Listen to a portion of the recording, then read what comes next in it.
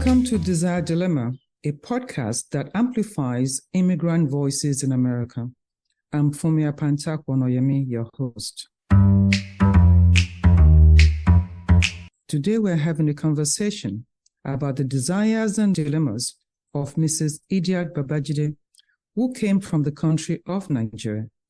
Our podcast psychotherapist, Mr. Lawal, will guide us through Mrs. Babajide's triumphs and challenges in the land of the free. We hope you stay with us as we discuss how immigrants can adapt to the norms of America for their own psychological wellness. The number of immigrants from Nigeria to the U.S. increased by 79% from 2010 to 2019, making the population of Nigerians in America about 500,000. The country is the top birthplace of African immigrants in America. Most Nigerians who sought professional and educational opportunities in the U.S. originate from the southern part of Nigeria. Nigeria in the U.S. support family, friends, and businesses to the tune of $6.2 billion in remittance to Nigeria in 2017. That is more than any other African nation. The country is located on the western coast of Africa. It is the most populous country in Africa with over 230 million people.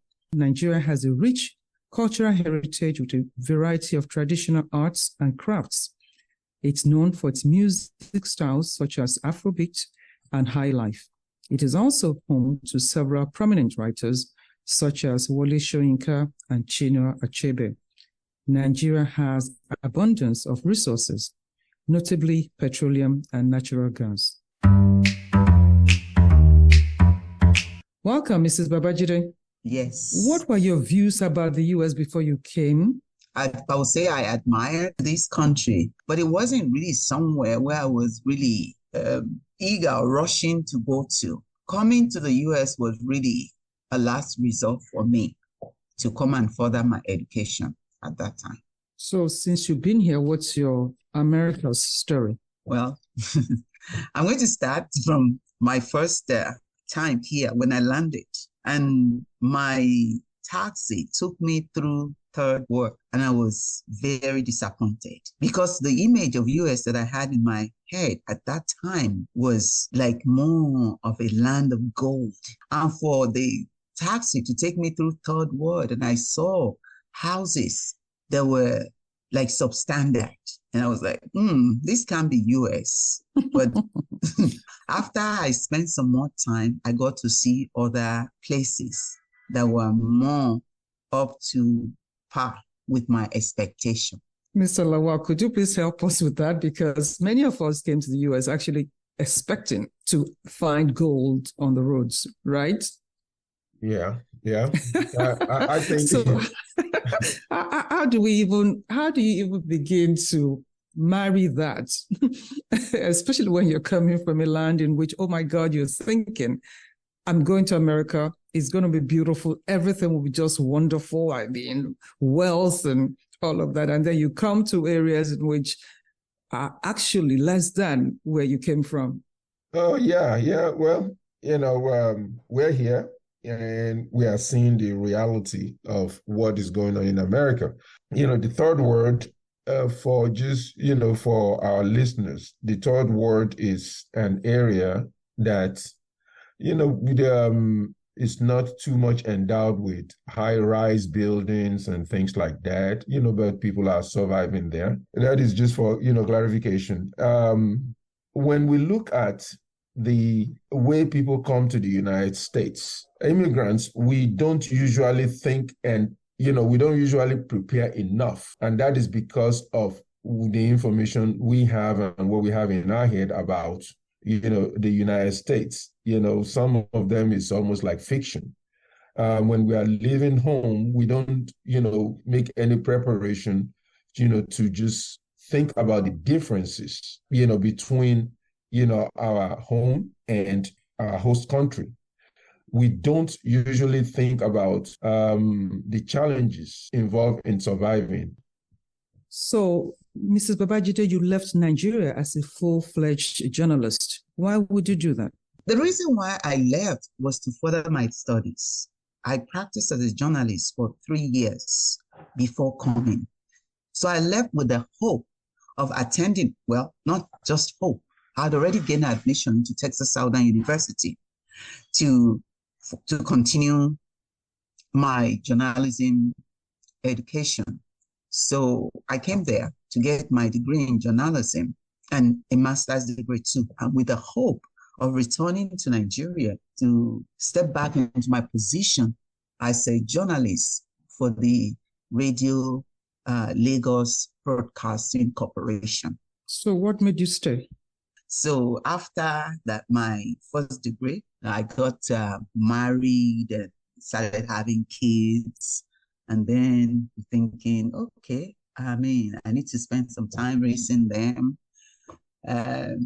3 years, 4 years, now almost 40 years later, we are still here. And I think the more time you spend here, the more you get accustomed to it. And for the mere fact that the news, when we go visit our country, Nigeria, we notice a big change in the way things were when in the changes that have occurred since we left. Things were a lot better. Now when you go, you realize that, okay, there's no security, moving around is more challenging and this and that.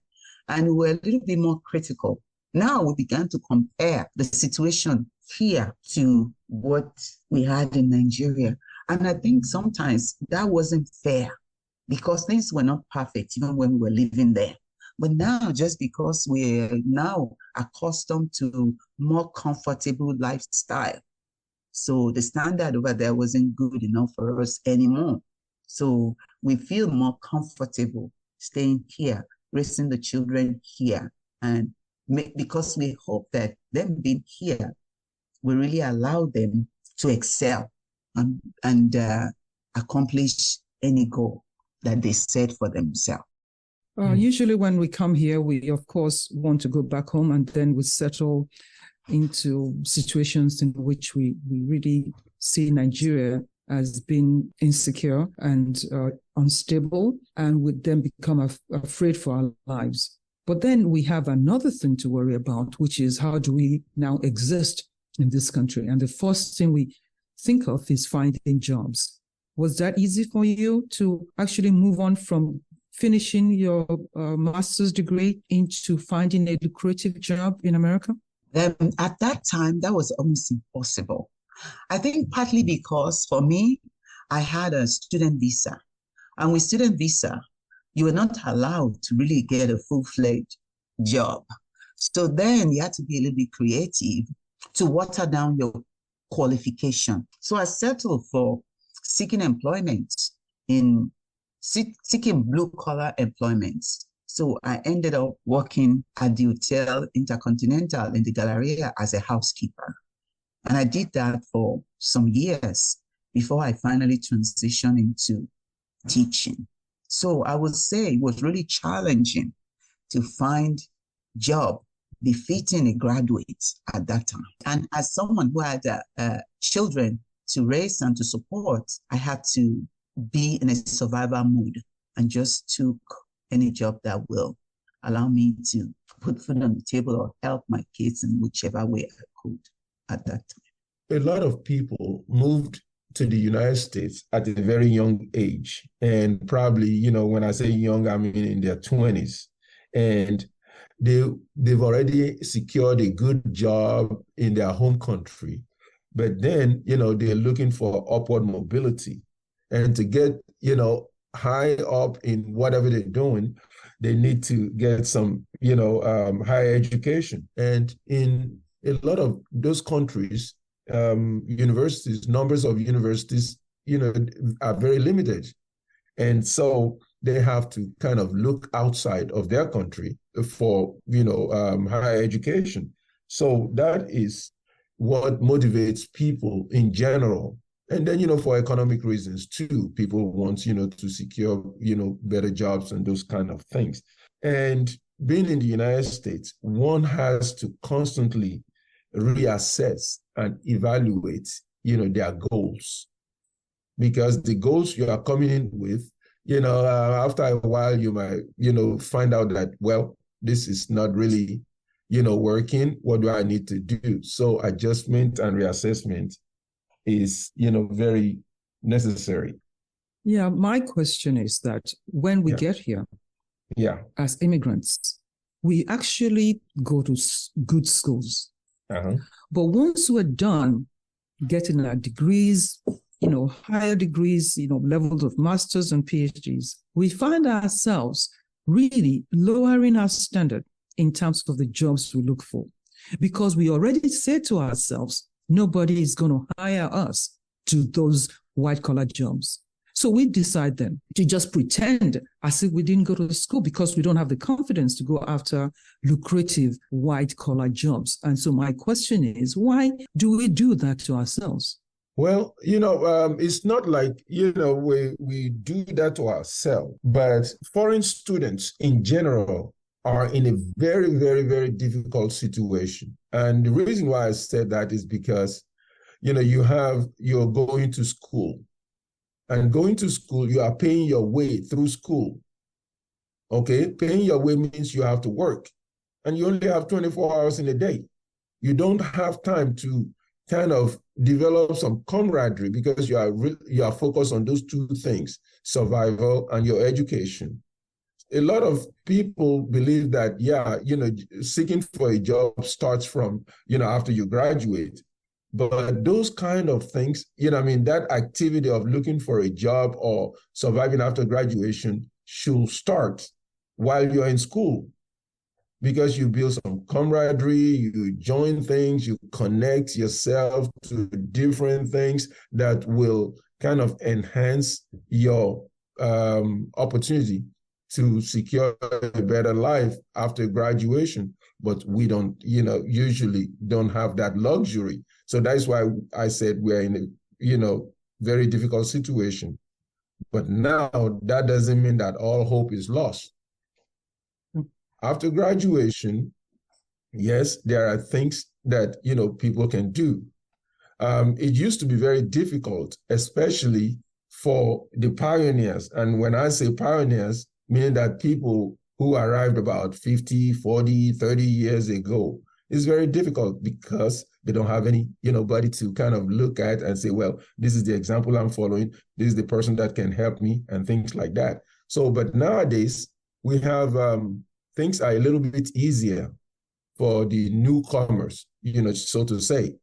And, it's just good, to connect yourself, focus on your education and focus on connecting with, your environment, especially in school. That will go a long way in, trying to secure a meaningful job after graduation. Thank you so much. I wonder, Mrs. Babajide, after finishing school, you did work in at the blue-collar work that you've described. How were you able to transition? How were you able to move forward from that to get to a higher level? Okay, I think while I was doing that, I knew it wasn't something that I would do. Won't be a permanent job for me. I still had that dream of getting a better job in my head. And so when the opportunity came, when I saw, I think it was the ad in the newspaper to become a teacher, they have this special program for non-traditional teachers. That is those who did not have a teaching degree, but the district will train them to become teachers. So I was like, I can do that. So I applied. I thought it was going to be easy because I had all the credentials. I was a good student. My transcript spoke for itself. I took the test, the required test to get in. I fulfilled all the requirements. So I was sitting down waiting for them to send me a letter saying that, oh yeah, you have been selected to be part of this Cycle 10 program. And instead, I didn't get anything like that. So I began to wonder what was going on. So I had a friend who said, you know what? And I think she was here before me and said, you know what? You have to go for it. You have to go to the office and really find out what was going on. So I did. And at first they told me that there was nothing they could do, blah, blah, blah. But to cut the long story short, they actually did their best to discourage me from coming into the profession. But I was so determined that I went further to speak to the head of that program. And finally, I received a letter accepting me to the Cycle 9 ACP program, which is the alternative certification program at that time. And I went through the other training after being accepted. I had to go take classes at ACC, go to classes during the daytime and all of that. And after all that, getting the job.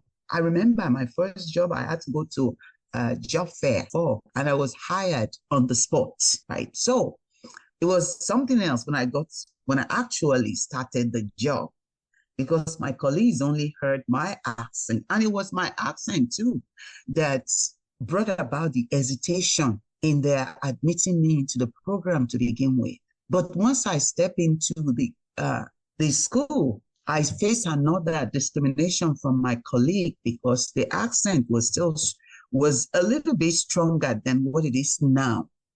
And I didn't try to Americanize or change anything about me. So they look at me like someone who would be incompetent. But after a year, all of that changed.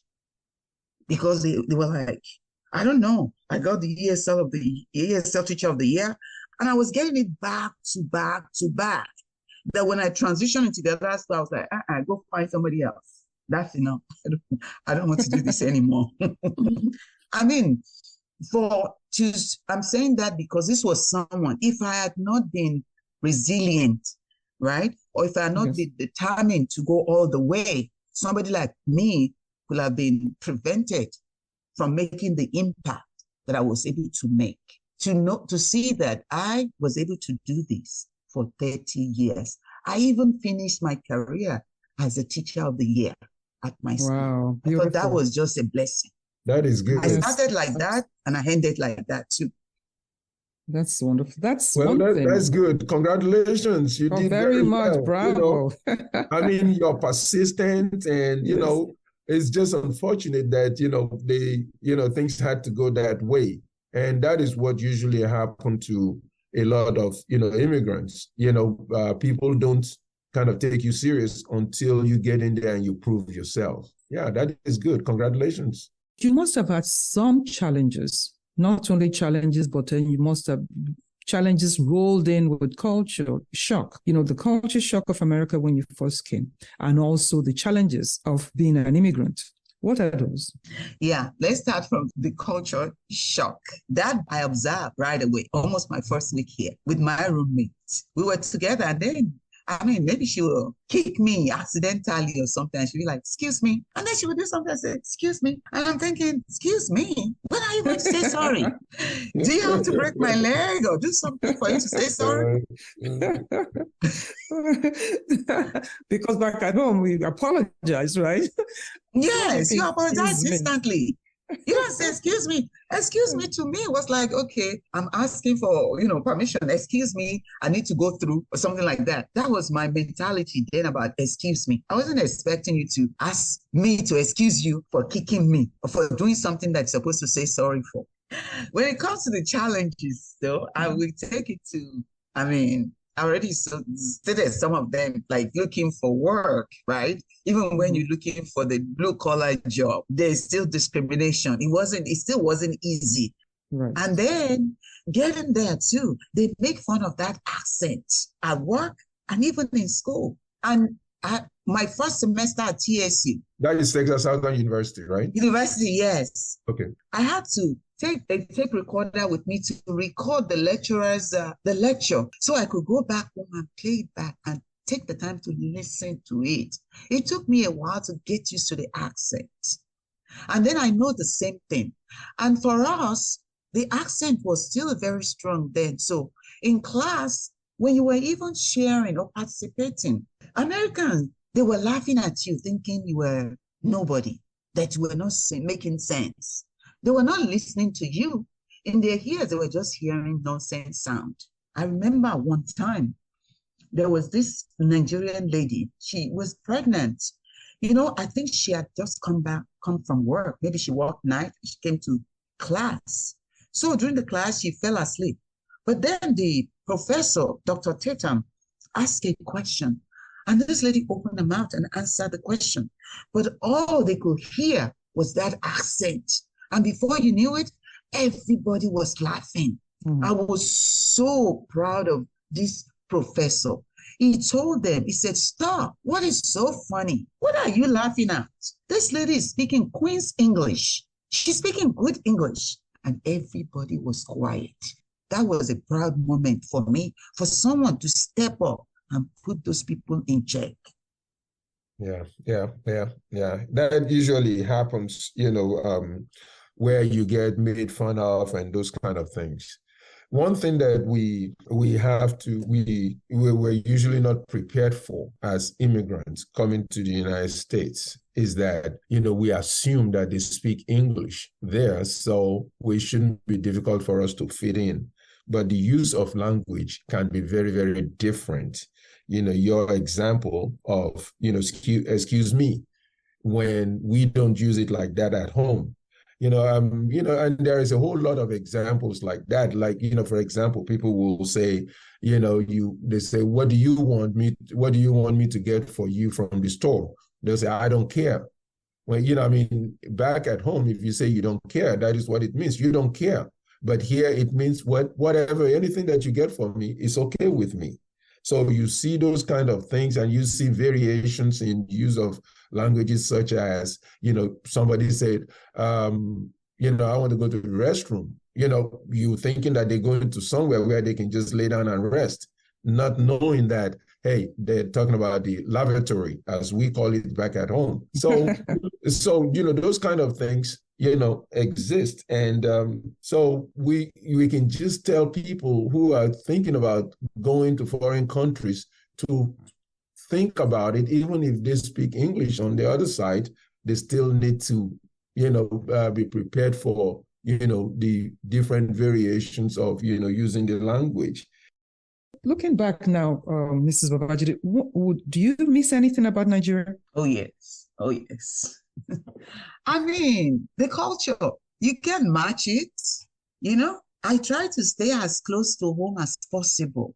They know me at my school for the 30 years that I taught.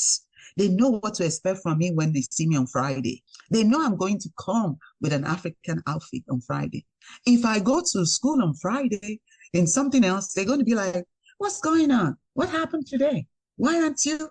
And they love it too. Or on Wednesday, when I feel like putting on my traditional outfit and I go to school, they will tell me that, they remind me that it's not Friday today. I just feel like, I felt like wearing that, and that's what I did today. So they're used to it, they welcome it. And when they're having any program, they're usually requesting for jollof rice. They know about plantain with shrimp. They want me to cook for them every time. So I miss all of that. The freedom.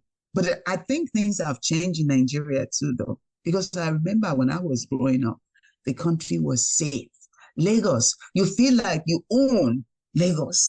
You were not afraid of being kidnapped as a child. You could walk for miles and hours, and so that's what I miss about Nigeria. I still want to go, I still want to visit, but at this point, I don't think I can live there. I still embrace my culture. I still hold on to that. Nobody will see me and not know that I'm from Nigeria. I think for most people, and I know for all of us possibly, that we miss that togetherness, especially in terms of relationships and families, Yeah. Especially when you're a young parent. Did you miss that? Oh, yes. Because, the proverb is so right. When they say it takes a village to raise a child, a village raised us, right? You cannot misbehave. Your parents don't have to be there for you to behave. because you know all eyes are on you. If they tell you, I'm going to tell your mom, believe they're going to tell your mom, and when they tell your mom, you're going to get it. So everybody's looking out for you. And as a young mother too, you don't have to worry about finding a babysitter. There are people who will volunteer to babysit, right? And as you grow up, you know everyone wants the best for you. We're all together in this. But in this culture, it's quite different. You have to fend for yourself. If you have a child and you need a babysitter, you better go take your child to a daycare. There's nobody who you can say, okay, here, I want you to take care of my child until I finish work. You better pay because nothing here is free. So it's harder to raise kids here than it was in Nigeria. Yeah, I think parenting in America, it's a very challenging situation for everybody. As a matter of fact, it's actually a difficult thing for the natives too, but for different reasons. But overall, you did well, which is a very good thing. And for our listeners out there, there is really not too much magic about surviving, but to kind of go with these kind of qualities that Mrs. Babajide is talking about. It's a good thing. Congratulations. You did a good job in managing the task and surviving as a foreigner in this country. Well, on that note, I want to thank you, Mr. Larry Lawal, for your insights and all the ways you were able to guide us through Mrs. Babajide's story. Mrs. Idiat Babajide, thank you for sharing your experience in America with us. Thank you all for listening to our podcast on immigrants' desires to come to America and their dilemmas in staying in America. America offers opportunities and challenges. With the right guidance and support, one can celebrate the good times and cope with the challenging times. We hope that this information has been helpful and informative. Join us again next Friday as we bring you our next episode of Desire Dilemma, a podcast that amplifies immigrant voices in America. Please like, share, and subscribe to our podcast on YouTube. Feel free to contact us on desire.dilemma@gmail.com. Thank you and have a wonderful rest of your day.